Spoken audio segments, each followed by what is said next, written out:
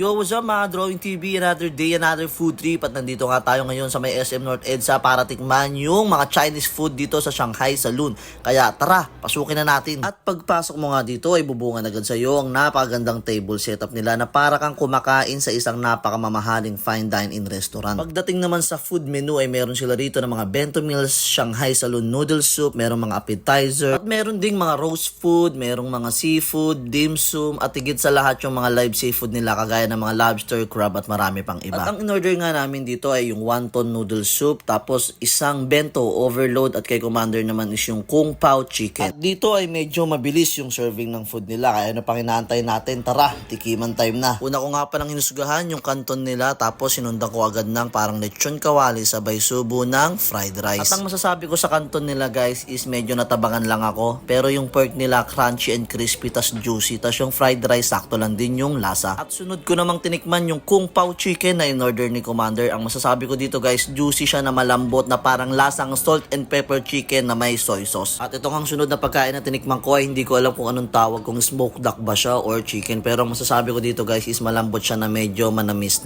At ang sunod nga natin dito tinikman is yung roast chicken. Ito naman guys is wala naman siyang kakaibang lasa, normal na roast chicken lang siya. Kalasa niya yung manok ng Senyor Pedro. Tapos yung wonton noodle soup naman nila is medyo natabangan ako. Pero bumawi naman sila dito sa lasa ng pork and shrimp siomai nila. Grabe, siksik yung laman and sobrang sarap. Siyempre, ang huli natin titikman is yung dessert nila na tinatawag na sesame ball. At para sa akin, goods naman yung lasa ng sesame ball nila. Hindi siya ganoon katamis. Tapos, yung palaman niya na munggo sa loob is siksik. At ayun nga mga Drawing TV, natikman na natin lahat ng pagkain na inihain sa atin. At ang masasabi ko nga guys is sulit naman yung presyo na binayaran natin dahil marami yung serving. At mabilis din yung pagsaserve nila ng food. Yun nga lang guys, hindi na ganun kainit. Kaya sa mga Drawing TV natin dyan na naghahanap ng mga Chinese food, is try nyo na dito sa Shanghai Saloon sa may SM North EDSA. So yun lang mga Drawing TV. Thank you for watching.